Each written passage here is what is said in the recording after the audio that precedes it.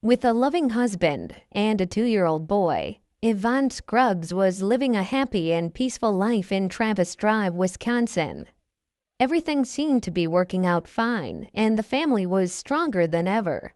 However, the happiness they had was short-lived as Yvonne found her 29-year-old husband, Benny Scruggs, stabbed to death in the early morning hours of July 17, 1985. The police, on investigating, uncovered many secrets. However, they had no idea that it would take more than 35 years for the case to be solved. Who could have been the killer? Was it just another murder? Or was there something else going on? Today, we will be unraveling the cold case of Benny Scruggs, who was stabbed to death in 1985. Before starting, we would like you to take a moment and hit the like and subscribe buttons. Also, press the bell icon to be the first to discover all new cold cases. Let us now take a stroll through this atrocious cold case. The city of Wisconsin Rapids serves as the county seat of Wisconsin's Wood County in the U.S. Life here is a harmonious blend of small-town charm and modern conveniences, where neighbors greet each other with genuine smiles and lend a helping hand when needed. It is a tapestry of diverse communities where friendships flourish and traditions are cherished. Whether it's cheering on the local sports team, participating in community festivals, or simply enjoying the tranquility of the nearby natural wonders, living in Wisconsin Rapids offers a fulfilling and enriching experience. Moreover, given that there are 1.71 violent crimes per 1,000 residents in this area, it offers a safe environment. However, no city in this world is totally free from atrocities. When Benny Scruggs was savagely killed in Wisconsin Rapids, the city became a setting for one of the longest cold cases in the city's history. Benny Eugene Scruggs was born on August 18, 1956, in Pickens, South Carolina, in the United States. He was the third child in Garvin and Rudy Scruggs' family, and he grew up with his older sister Ansel, his older brother Wayne, and his little sister Kim. However, not much is known about his childhood. On May 15, 1982, Benny, at the age of 25, got married to Yvonne Koba in Easley, South Carolina. It was a successful marriage, and after a year into the marriage, in 1983, Yvonne gave birth to a baby boy and named him Matthew. It was July 16, 1985, and Benny and Yvonne went out to eat and have some drinks at Lance's Never Inn, a local restaurant. While they were gone, they requested their babysitter to watch after Matthew, their 2-year-old son. The babysitter looked after the youngster until they came home at 1 a.m. According to the babysitter, the couple returned home that night in exceptionally high spirits. Bidding goodbye to her, the couple headed to bed. What exactly transpired after that remained a mystery. However, all the scenarios end with the same climax: the death of Benny Scruggs. On July 17, 1985, at around 3 in the morning, the police received a call from a man named Brian Walker. He informed the police about Benny and requested their presence immediately. When the police asked for more information about the situation on their way, he stated that he was Benny's neighbor and had been summoned by Benny's wife, Yvonne. When he arrived, he noticed that Benny had been stabbed. Brian continued saying that Benny was hardly breathing and bleeding profusely. The officers urged him to continue applying pressure to the area in order to halt the bleeding. He responded that he was holding a knife because the murderer might still be there. The cops were aware of the situation and understood how anxious he would be, so they calmed him down first and urged him to put the knife aside and instead apply pressure to the wound. The man yelled out to Yvonne and instructed her to apply pressure to Benny's bleeding area. Over the phone, the officers also heard Yvonne mention that one of her butcher knives had gone missing. The Wisconsin police soon reached Benny's residence in Pioneer Village Mobile Home Park, 1310 29th Avenue South in Travis Drive. Benny was lying on the waterbed at his trailer home, covered with blood, with a towel over the wound. Then the ambulance arrived at the scene, and it was declared by a coroner that Benny was no more. The police sent his body for an autopsy, and the cause of death was determined to be a single knife wound to the upper left side of the chest. The medical examiner, Dr. Robert Huntington III, stated that the murder weapon was a hell of a big knife. He told the investigators that the weapon was possibly a large butcher's knife. Benny was stabbed in his sleep, according to Huntington, since he had no defense wounds on his hands or arms.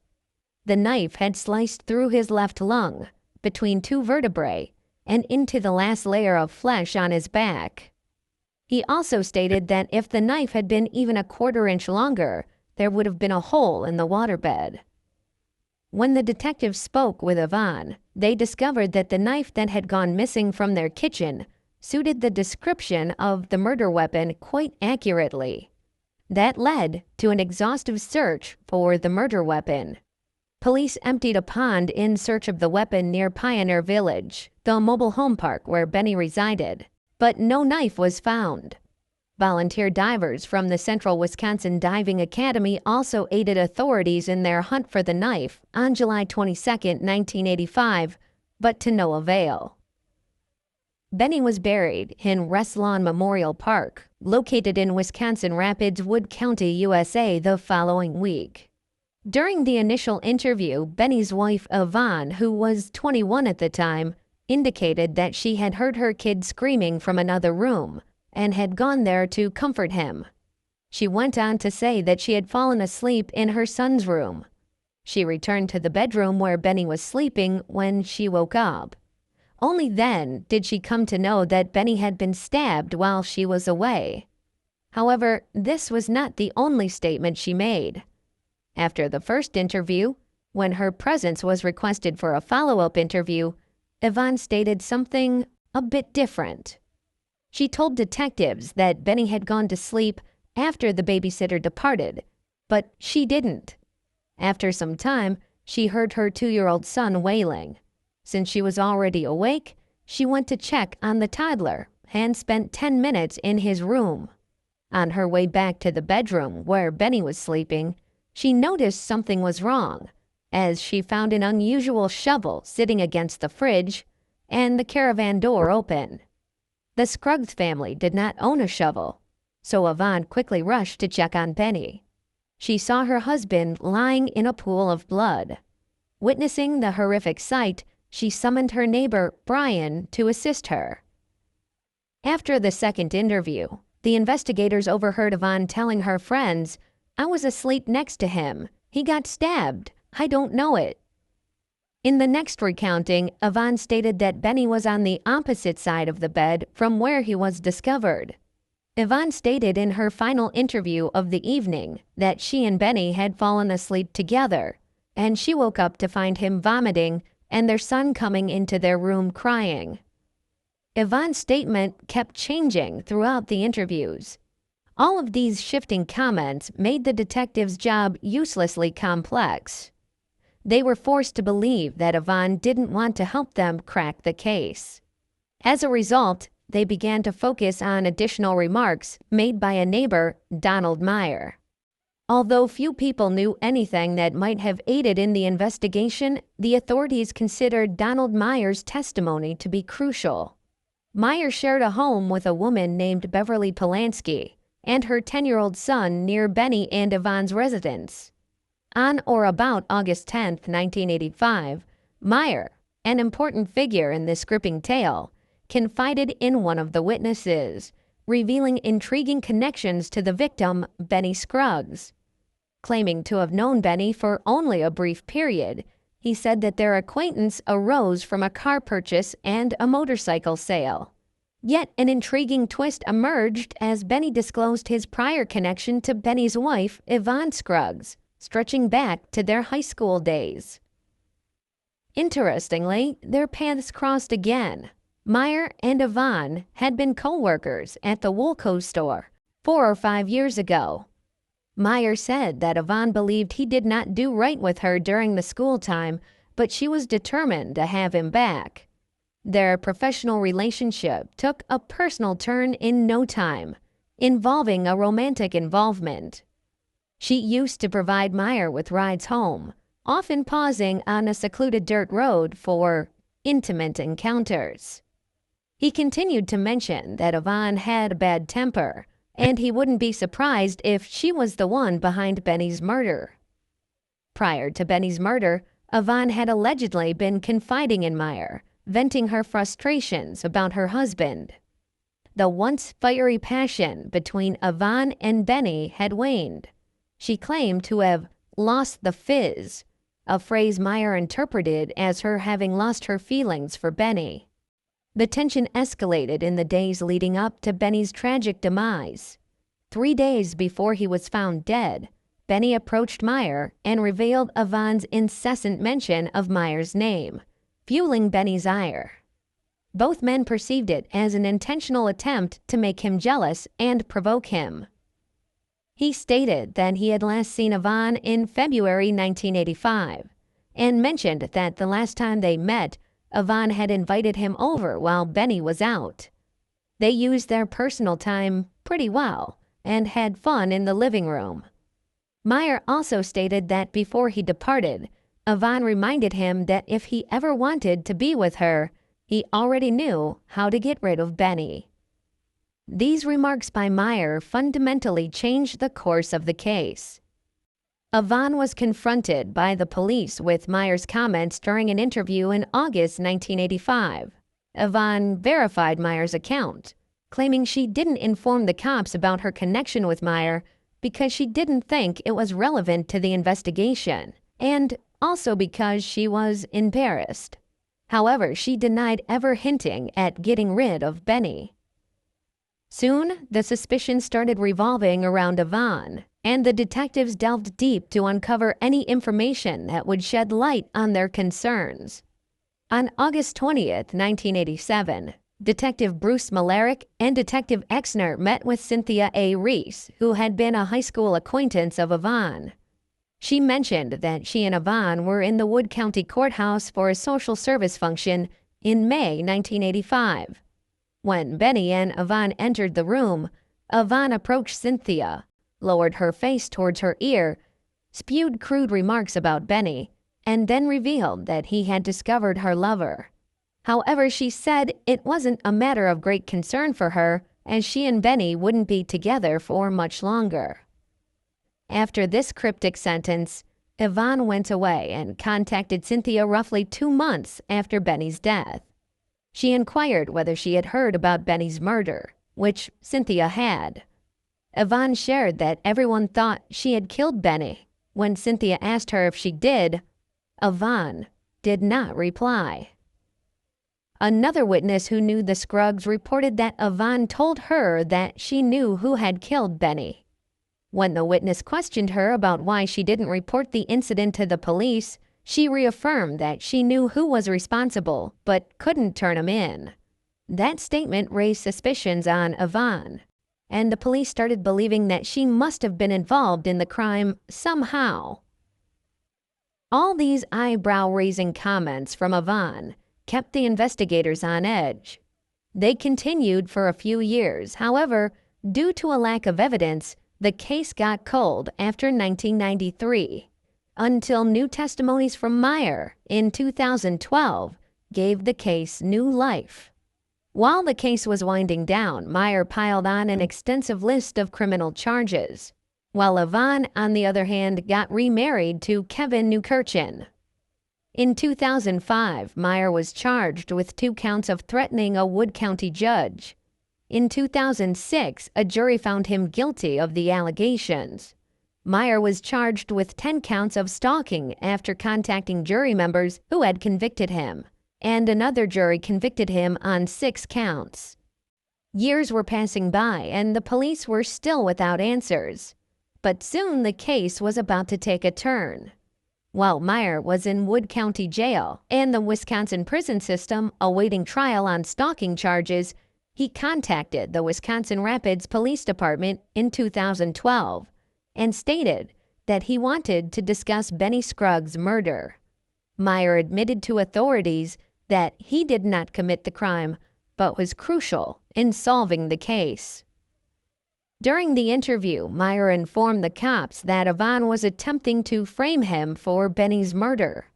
He also indicated that he had gone to the Scruggs house several times and that his fingerprints would be discovered all over the place, making it simpler for her to execute her plan. He also drew an extensive drawing of the caravan and revealed previously undisclosed features about the residence, such as how the bedroom door would not lock and the back door was bolted shut. The suspicions about Yvonne rose even more when a witness stepped forward in 2013 after reading about Benny's murder in a newspaper. In the interview, she said that her son dated Yvonne between 1989 and 1990, while she was still married to her new husband. She went on to add that when she questioned Yvonne about dating her son while married to someone else, Yvonne said that she loved both of them. The witness then warned her that she couldn't have it both ways, to which Yvonne responded that she had previously killed one spouse and could do it again if necessary. The son of the witness who dated Yvonne was also present in the interview. He stated that he had inquired about the father of her child and what had happened to him during their courtship. Yvonne said that he had died because she murdered him. She did, however, add that she was drunk and couldn't recall much of it. In 2013, the investigators interviewed some of Meyer's inmates. They mentioned that Meyer used to love mentioning his ongoing physical relationship with Yvonne when she was married to Benny. According to the inmates, Meyer also discussed the Benny Scruggs case with other convicts while imprisoned. According to one convict, Meyer waited outside in the caravan park and observed Benny and Yvonne Scruggs return home on the night of the murder on July 17, 1985. According to the detainee, Meyer told him that he knew Yvonne Scruggs would be in her son's room at the mobile home, leaving Benny alone in the bedroom. During another interview, a convict informed police that he was told by Meyer about what had happened on the day of Benny Scruggs' murder. According to his statement, Meyer walked into the mobile home, entered the bedroom, and stabbed Benny Scruggs. He then went home, undressed, took a shower, and tossed his clothing and the murder weapon in the garbage. Meyer claimed he chose that day to kill because he knew the trash would be picked up first thing in the morning. He also mentioned that the trash collectors scooped up the garbage with the knife in it while the police were still searching for the murder weapon. On November 13, 2015, Yvonne passed away in the city of Eagle River in Wisconsin due to severe alcohol poisoning. Despite the fact that Yvonne was the focus of Benny's investigations and the investigators had reservations about her, she was never accused of or prosecuted for murder. On hearing the news of Yvonne's death, Meyer told a witness that police would never find the knife because she was dead. Another inmate reported to the police that Meyer said he engaged in a physical relationship with Yvonne the night before he killed her husband, Benny. Later in 2017, one of Meyer's fellow inmates stated in an interview that Meyer had confessed to killing Benny. He said that Meyer killed Benny because Yvonne refused to be with him while her husband was alive. He continued his interview by saying that he also overheard Meyer on the phone with his mother. In that phone call, Meyer was expressing his relief that both Benny and Yvonne were dead. The tape of the phone call was eventually recovered by the investigators, who confirmed the testimony by the witnesses. The Division of Criminal Investigation of the Wisconsin Department of Justice assisted the Wisconsin Rapids Police Department with the investigation. And in 2022, after 37 years, 60-year-old Donald Meyer was charged with the murder of Benny Scruggs. Assistant Wisconsin Attorney General Robert Kaiser was acting as the special prosecutor in the case. Meyer, who was in the Racine Correctional Institute in Sturtevant, was scheduled to make his initial appearance on the murder charge on September 9, 2022.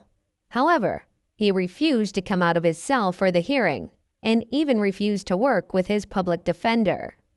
In December 2022, Meyer's public defender tried to get him a new date for a public hearing, but the judge was not eager to comply. However, Meyer got a second hearing and pleaded not guilty. His next trial was scheduled for April 2023, which took place through a video conference. The trial ended without a conclusive decision. On May 2, 2023, Donald Meyer appeared in court when Judge Todd Wolf ordered the competency assessment after the defendant made a series of allegations. This included Meyer's desire to terminate the contract with his legal representative and continue the case, or to serve as his own attorney. Meyer's attorney, Timothy Hogan, claimed he was ignorant of Meyer's wish to relieve him of his duties. Judge Wolf then ordered a competency hearing before proceeding with the lawsuit. The case remained without a firm conclusion, and no further court action was immediately scheduled. Nonetheless, it seemed quite obvious that Meyer would go through some time in prison, even though his fate was not sealed at the hearings. Although Meyer's future was still up in the air, Benny was gone for good. The case of Benny Scruggs was complicated, and from a distance, it seemed that any of them could have been the killer. But we'll have to wait and watch how legal proceedings progress. Only then will we have all of the answers. Do you think Meyer was truly responsible for Benny's death, or was it all orchestrated by Yvonne? Share your thoughts in the comment section. Also, like, comment, and share this video.